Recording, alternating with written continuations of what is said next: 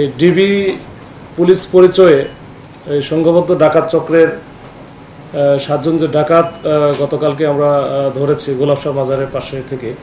তো এইটা নিয়ে আমরা একটা ব্রিফিং করব। এই ব্রিফিংয়ে আপনারা জানেন এখানে উপস্থিত আছেন যে এসি মিডিয়া তারিক লতিফ, আমার বাম পাশে আছেন ওসি শাহবাগ। এটা মূলত শাহবাগ থানা পুলিশ কর্তৃক এই 7 জন ডাকাত সদস্য, সক্রিয় ডাকাত সদস্য, তারা দুর্ধর্ষ বলা যায়, তাদেরকে ধরা হয়েছে গতকালকে রাত্রে আনুমানিক 9টার দিকে। তো এই ডাকাত চক্র তারা আসলে আমরা বেশ কিছুদিন যাবত দেখবেন যে গত 4-5 মাসে ধানমন্ডি, হাজারীবাগ, রমনা, শাহবাগ, কলাবাগান এই এলাকায় বেশ কিছু ডাকাত চক্র আমরা ধরেছি। তো বেশ কিছু ডাকাত চক্র ধরার পরে ওই সূত্র ধরেই বেশ আরও কিছু যারা সক্রিয় ছিল বিভিন্নভাবে তাদেরকে আমাদের বিভিন্নভাবে আমরা সার্ভেলেন্সে রেখেছিলাম, তদারকিতে রেখেছিলাম যে তারা এরা সক্রিয় অবস্থায় ঢাকা শহরে বিভিন্ন জায়গায় এরা কাজ করে বেড়ায়। বিশেষ করে তাঁতিবাজার কেন্দ্রিক এর আগে আপনারা দেখেছিলেন যে একটা ডাকাত চক্র আমরা 8 জনকে ধরেছিলাম একসাথে। তাঁতিবাজারের যে স্বর্ণ ব্যবসাকে কেন্দ্র করে ঢাকা শহরের বিভিন্ন জায়গা থেকে, ইভেন বাংলাদেশের বিভিন্ন জায়গা থেকে যারা ব্যবসায়ীরা স্বর্ণ কিনতে আসতো তাদের তথ্যগুলো তারা নিত বা এই সোর্সিং তাদের ছিল। আর একটা বড় ছিল যে এই এলাকায় বিশেষ করে মতিঝিল, পল্টন এই এলাকায় অনেক বড় বড় ব্যাংক আছে। এই ব্যাংকগুলো তো ব্যাংকে যে বড় বড় লেনদেন হতো, এই লেনদেন হলে তারা কিন্তু তাদের সোর্স পেইড সোর্স ছিল, এই পেইড সোর্সের মাধ্যমে তারা কিন্তু জেনে যায়। তো এই ঘটনার প্রেক্ষিতে তারা অনেকগুলো ঘটনা ঘটায় এবং আমরা বেশ কিছু প্রায় গত 4-5 মাসে প্রায় 70-এর উপরে সক্রিয় ডাকাত সদস্য যারা রেগুলার কাজ করতো তাদেরকে কিন্তু ধরেছি।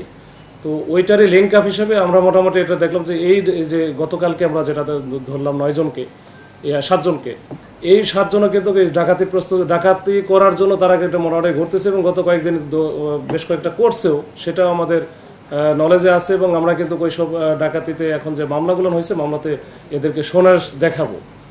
তো এরা যে এই যে বিভিন্ন সময়ে বিভিন্নভাবে, বিশেষ করে এদের হচ্ছে একজন আছে মোহাম্মদ দিন ইসলাম ওরফে কাউসার আহমেদ, এর নামে মামলায় ডাকাতির মামলায় আছে প্রায় 10 থেকে 12টা শুধুমাত্র ডাকাতি মামলা। এবং তার ওইখানে ডাকাতি করার জন্য মানে পুলিশ পরিচয় বা ডিবি আইন শৃঙ্খলা বাহিনীর সদস্য পরিচয়ে ডাকাতি করার জন্য যা যা লাগে, আমরা যেমন একটা ফুল প্যাকেজ, যখন আমরা একটা অপারেশনে যাই তখন আমাদের একটা গাড়ি থাকে, সিভিল গাড়ি মানে মাইক্রো থাকে, সাথে দেখা গেলো যে হ্যান্ডকাপ থাকে, ওয়াকি টকি থাকে, ওয়াকি টকি সেট থাকে, তারপরে পিস্তল থাকে, পুলিশের হচ্ছে আমার যে এই যে জ্যাকেট পরা, যেটা যে ডিবির যেমন আমাদের জ্যাকেট আছে, জ্যাকেটগুলো থাকে, তারপরে আইডি কার্ড, এরা সব কিন্তু তাদের কাছে আছে এবং একেবারে প্যাকেজ।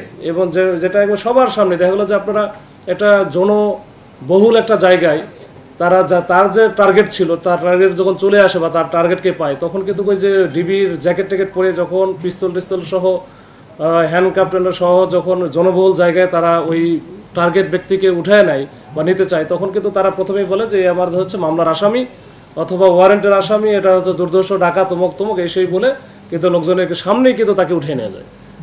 সাধারণ লোকজন মনে করে যে এটা তো পুলিশের বা আইন শৃঙ্খলা বাহিনীর সদস্য বা র্যাবের পরিচয় দেয়। তো এই ক্ষেত্রে কিন্তু আসলে কেউ কিছু বলেও না, করারও কিছু নাই, তো সুন্দর করে নিয়ে যায়। এই নিয়ে যাওয়ার পরে তার কাছে যা থাকে এটা তো নাই। অনেক সময় দেখা গেলো যে তাদের ব্যাংকের যে অ্যাকাউন্টগুলো আছে ওটা বিকাশের মাধ্যমে, অ্যাকাউন্ট থেকে ওই যে এটিএম কার্ডের মাধ্যমে তারা কিন্তু তাদের কাছ থেকে সর্বস্ব নিয়ে তারপরে নির্জন স্থানে বা একটু দূরে কোথাও, বিশেষ করে যে কাশপুর ব্রিজ এলাকায় বা ওই 300 ফিটের এলাকায়, এসব জায়গায় বেশি, আর ওইসব জায়গায় একটু নিরিবিলি থাকে, ওইসব জায়গায় ফেলে দিয়ে চলে যায়।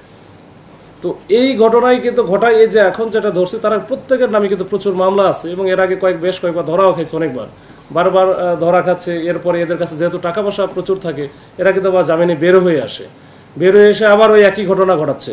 তো যাই হোক, এখন আমরা এদেরকে এই 7 জন যেটা আছে 7 জনকে আমরা ডাকাতি প্রস্তুতিকালে ধরেছি। এর সাথে অন্যান্য আরও বেশ কিছু ছিল, তাদেরকে আমরা কিছু পালায়ে গেছে কৌশলে, আর আরও যারা আছে এরাও আমাদের সার্ভেলেন্সে আছে। আমরা আমাদের যে তথ্য প্রযুক্তি বা অন্যান্য যে কৌশল আছে, কৌশল প্রয়োগ করে তাদেরকে আমরা ধরবো, যেন এই ঢাকা শহরের আইন শৃঙ্খলা পরিস্থিতি ভালো থাকে। তখন এরা যদি বাইরে থাকে তাহলে এই প্রতিদিন কোনো না কোনো ঘটনা এরা ঘটাবেই, এবং এরা ওইটার জন্যই মোটামুটি খুবই পটু যে কিভাবে কি করতে হয়। এবং এদের সাথে আইন শৃঙ্খলা বাহিনীর আমরা দেখেছি যারা সাবেক সদস্য তারাও কিন্তু এর সাথে জড়িত আছে। তো এগুলো এর আগেও আমরা ধরেছি বেশ কয়েকজন।